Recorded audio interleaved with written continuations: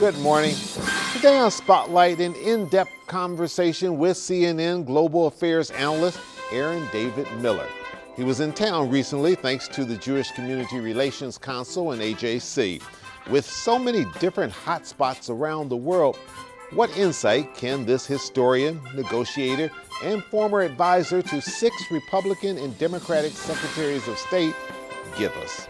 Mr. Miller spent 2 decades working inside the U.S. State Department and is now the Vice President for New Initiatives at the Woodrow Wilson International Center for Scholars in Washington, D.C. He also holds a Ph.D. from the University of Michigan. And later, at our downtown studio, I'll check in with Megan Owens. She's Executive Director of Transportation Riders United. It's Sunday, November the 19th. I'm Chuck Stokes, and this is Spotlight.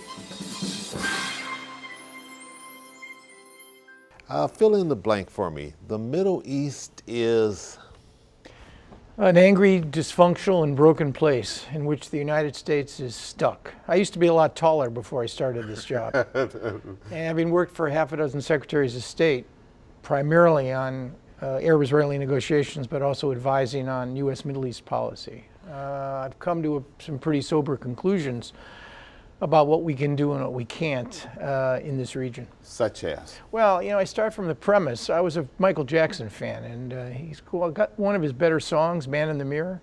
He said, you want to make a change in your life? The place to start is by looking in the mirror. And the problem, major problem in this region, is the absence of local ownership. You want an Israeli-Palestinian agreement? You can have one, as long as you have Israeli and Palestinian leaders who understand what is required to do it. You want a stable Syria or a stable Iraq? You need leaders who are prepared to rise above their narrow sectarian, partisan, corporatist affiliations and think about the interests of the nation as a whole. So what's missing in this region are leaders who are willing to lead and institutions that reflect the authority and legitimacy of most of the public. And that's going to be tough to find. And why is this leadership seem so inept, so to speak? Those aren't your words, those are my words. I mean, you know, leaders in this region are largely authoritarians. The Middle East, unlike Africa, Latin America, or any other part of the world, lacks a single, in the Arab world, lacks a single functioning democracy. Now, Israel is a democracy.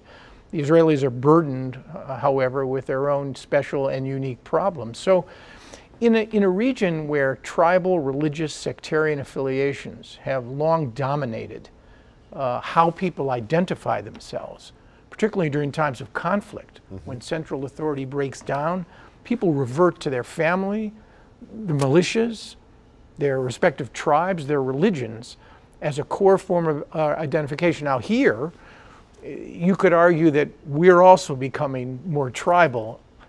We've got a blue and red thing going on here, which is about as bad as I've seen in a long time. But you have here a set of institutions which, however imperfect, a free press, a Congress, a judiciary, an executive branch, they compete with one another, but they're still viewed as legitimate.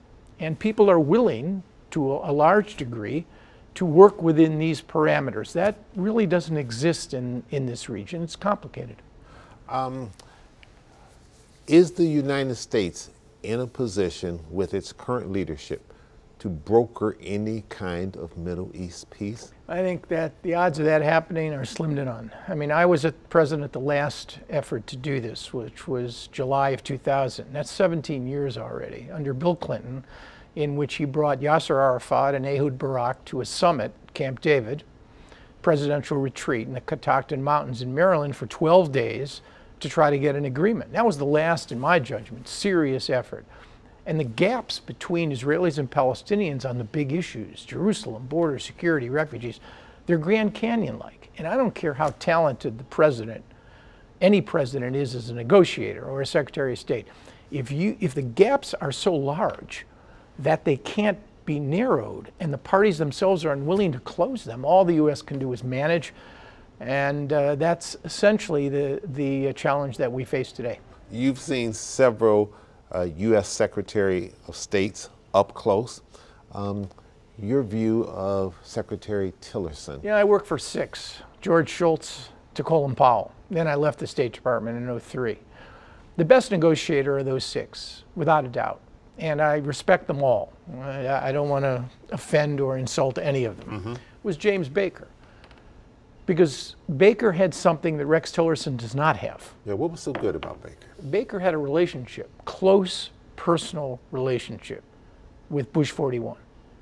And if the president doesn't have the back of a Secretary of State in Washington and in the world, it takes about 5 seconds for our adversaries and our allies to figure out that the Secretary doesn't speak for the president. And in this case, let's be very clear, this president hasn't even gone through the motions of empowering this particular Secretary of State. So Tillerson's made his own situation worse, I think. But in the end, what Rex Tillerson suffers from is not an absence of stature, not an absence of negotiating skills, not an absence of the knowledge of the world. After all, he ran Exxon, and Exxon is basically it's a country. It's not just a company. I mean, it's big and it's knowledgeable. But without that empowering, without Donald Trump saying, this is my guy, he speaks for me. So you're saying loyalty is very, very important. Well, it's... And granted, President Trump has been criticized by many in the press and other places because they say he has no loyalty. But those who are supportive of him like the fact that he's unpredictable and that that you aren't sure what he's going to do from day to day, and they feel that's his strength. Well, unpredictability can be a quality if it's deployed in the service of a predictable set of solutions. If you know what they say, if you don't know where you're going, any road will get you there. And that's a serious problem in this administration. Again, I voted for Republicans and Democrats. I work for Republicans and Democrats. This is not a partisan comment. This is an observation. This is the most idiosyncratic, strangest bureaucratic environment in the modern period in American history. Secretary of State is basically flanked by any number of people who speak on any number of issues. You have Nikki Haley at the UN, you have Jared Kushner, the president's son-in-law, who's handling the Arab-Israeli issue, you have Gary Cohn following climate change. It's hard to run the railroad like that, particularly on foreign policy, because your allies don't know who's actually calling the shots, nor do they have a point of contact. So I'm hoping, this is almost a year in, I'm hoping that things will change, but I'm not so sure. Do you think that Secretary Tillerson serves out the entire term with President Trump? That's hard to say. At this rate, the way things are going now, it's hard to see why, having been disempowered, he'd really want to stay. But this is the second best job in government, and it's an honor to serve. And I know that Rex Tillerson feels that it's an honor to serve, but the president has to allow him to do his job and to help him do his job, and we haven't seen that much. All right, we need to take a little break. When we come back, we'll talk about some of the other key leaders on the world stage. We'll be right back. Stay with us.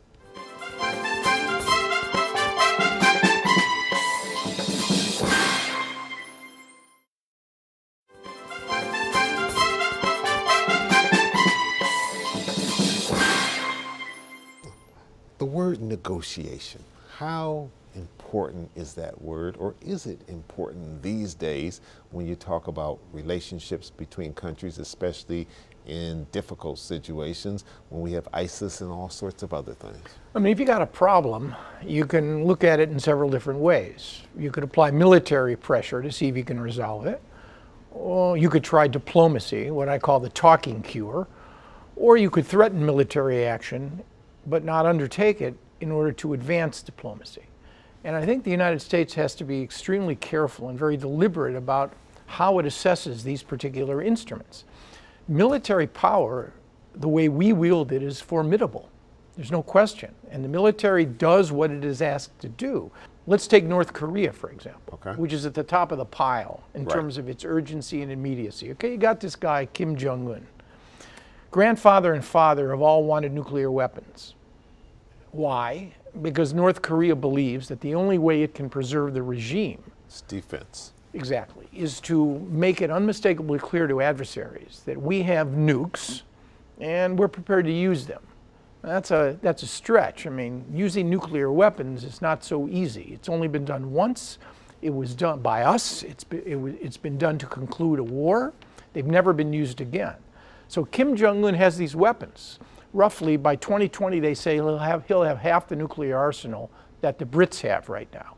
So the question for the United States is, what do you do? We have no military option we could use. If we strike North Korea, the North Korean retaliatory capacity against Seoul, which is, I don't know, as close to those rockets as we are to Detroit or Ann Arbor, is going to lead to an escalation on the Korean Peninsula that's going to kill thousands, if not hundreds of thousands. And Kim has biological weapons and chemical weapons. So what do you do? If you can't use military force, and I would argue, unless we are attacked, or unless there is an imminent threat of attack, and we have to preempt, we have no military option. The problem now is Kim's not interested in talking. Kim wants to perfect an ICBM capable of hitting the United States. Then he may come to the table to negotiate the best terms that he can. So we're really struggling on this one. If the Chinese wanted to, which they don't, and I'll tell you why in a minute, they could apply severe pressure on the regime. But the Chinese are more afraid of instability in North Korea than they are of Kim Jong-un's nuclear weapons. Because instability means that the US and the South Koreans would capitalize on it. They could unite the Korean Peninsula. I mean, China doesn't want South Korea or a united Korea or the Americans on its doorstep. And if Kim falls, that's precisely what's so. Bottom line, the Chinese cannot fix this problem. That's what makes it such an incredibly difficult thing to resolve. Let's turn our attention for a second to Israel, Netanyahu, United States, and President Trump. How do you see their relationship, and is it a stronger relationship than what we had when President Obama was in office? You know, I predicted because he was criticized several times by a lot of leaders in Israel. There is not a relationship between an Israeli prime minister and an American president that is tension-free, with a possible exception of Bill Clinton's relationship with the late Prime Minister Rabin. Mm-hmm. I mean, Clinton writes in his memoirs that he loved Rabin as he had loved no man. That was an extraordinary statement by a U.S. president. And Rabin was an extraordinary leader, but by and large, all of the U.S. presidents I've worked for have wrestled with Israeli prime ministers. Every one. Shamir and Bush 41, Bush 43 and Sharon, Obama and Netanyahu, even Clinton and Netanyahu in Netanyahu's first term.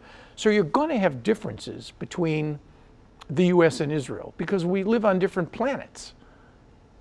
We are surrounded by non-predatory neighbors to our north and south, the Canadians and the Mexicans, and fish to our east and west, what one historian brilliantly described as our liquid assets. These two oceans, these liquid assets, they afford us a measure of security that is unparalleled in the history of international relations. The Israelis live on the knife's edge. I had two Israeli prime ministers, Rabin and Netanyahu, say the same thing to me. Don't preach to me about Israel's security. You live in Chevy Chase, Maryland. We're sitting on top of a volcano. So you're going to have differences. And anyone who expects the U.S.-Israeli relationship to be seamlessly smooth isn't thinking clearly. Trump, I would argue he's overdone it, but Trump made a determination that he's going to roll back every single one of Barack Obama's policies. And on this one, he was going to fix his relationship with Benjamin Netanyahu. He visited Israel earlier than any American president has ever done in its term. He was the first American president to pray at the Western Wall in Jerusalem. So Trump made a determined effort to improve the relationship. Now, whether or not he gets the mileage out of it that he seeks, that he can convince Mr. Netanyahu to do a deal with the Palestinians is another matter. I'm not entirely persuaded of that. But there's no doubt there's been a fundamental improvement in this relationship. Russia, Syria, Assad. You know, I don't understand Mr. Trump's view of the Russians. He seems to accord Vladimir Putin a degree of protection and protected space that, in my judgment, isn't warranted or justified. He still believes he could somehow find a way to work out a deal with Moscow on Ukraine, on Crimea, on Syria. I don't see any of that happening.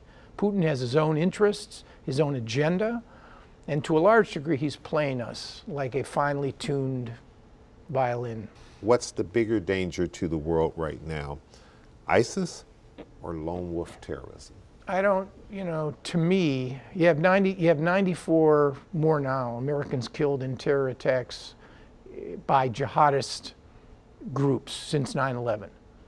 All of those deaths have been caused by individuals who are either permanent legal residents of the United States or U.S. citizens. There has not been a single successful terror attack since 9/11, directed, controlled, or orchestrated by a foreign terrorist organization, ISIS or Al-Qaeda. And you saw what happened in Las Vegas. Yeah. You saw what happened in Texas. I mean, it's a matter of not trivializing the threat, but not exaggerating it. So we live scared lives, and we're not going to live scared lives in this country. I don't think ISIS or Al-Qaeda, frankly, is the real threat. The greatest threat the world faces right now is the possibility that through miscommunication, miscalculation, or misinformation, we end up in an escalatory cycle, and you end up with some military strike on the Korean Peninsula that leads to an escalation. I would have ruled out a year ago, had you asked me what are the chances of the use of nuclear weapons, I would say virtually impossible. I've now recalibrated that to low. Still low, but the fact that I'm arguing people are actually talking about the possibility of a war on the Korean Peninsula, even if it's low, it's not a good thing, not a good sign. Aaron David Miller. Chuck, it was a pleasure. Thank you for coming in, sharing your insight. Glad to be back close to Ann Arbor, where I spent 8 years. Love to go back. Love to go back. And when Spotlight returns, we'll go down to the Cube and we'll talk to Megan Owens, Executive Director of Transportation Writers United.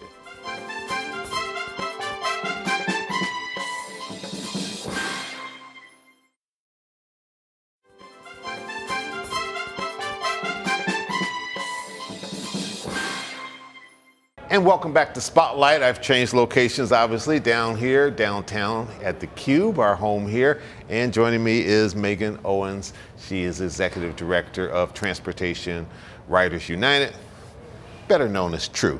Where are we a year later? Is it a dead issue now? Oh, no, definitely not a dead issue. The problems that brought the Regional Transit Authority into creation and that we're facing in this region haven't gone away. There's still tens of thousands of people struggling to get access to jobs, to opportunities, to schools, to food, healthy foods. We're still, like the Amazon HQ2 points out, missing out on a lot of opportunities. So there needs to be, we absolutely need to address this problem. SMART and DDOT, the Q line are all taking very important steps to provide better transit, but not the leap forward that we need from a regional perspective. Has the Q line right outside this window, has that helped your argument? If we had done this interview this time last year, it wouldn't have been there. It's hard to say. The Q line has been wonderful in many ways. I wrote it down today, and there's a lot of people riding, a lot of transit riders, bus riders, a lot of people visiting from elsewhere in the region or elsewhere in the world. It is an attractive, easy way to get around, but it's not particularly fast. And I've heard from a lot of downtown business people, midtown people who don't have a long time to wait, that they're a little frustrated that it's not moving faster, which in some ways gives us a good argument to explain why we do need things like the bus rapid transit that was in the plan that would make it just as fast as driving to travel along Woodward, Gratiot, Michigan, our major corridors. So the Q line definitely shows how attractive and convenient transit can be, but also shows why it's not going to be fast unless we design it specifically in a way to be a fast service. Megan, you all have put out a questionnaire that you really are encouraging the public to fill out, give you feedback. How do they get that? Sure, at DetroitTransit.org, which is our website, we have the survey there. We're asking people, what do you think about transit? What did you like about the transit plan? What were the flaws or the gaps? How could it be improved? What specific types of transit are most important? Because one of the concerns was, did the transit plan last year try to be all things to all people? And maybe it needs to prioritize. Does it need to be just about job access? Does it need to be about airport access? Does it need to be about connecting our communities? Does it need to be about rapid transit? Maybe trying to do everything all in one was a little too much. So we want to really hear people's priorities. Again, DetroitTransit.org is our website, or social media as well. When do you foresee we will come up for another vote regional-wide to be able to say yay or nay? That's the big question. It could be as early as November of 2018, and there's a lot of pressure to say these problems haven't gone away. We need to move quickly to make this happen. There's also some talk that maybe we need to wait until November of 2020 in order to give the region more time to think about, to talk about, to learn about transit. Thanks for coming in, updating us on what has happened in the last 365 some odd days. Happy to. And we'll be back in a second to wrap things up and a couple words about something important going on in our community. We'll be right back.